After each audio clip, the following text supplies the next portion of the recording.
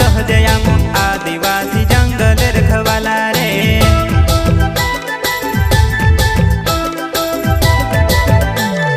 जल जंगल जमीन काजे पूजे रे आदिवासी दुनिया ने रखवाला रे।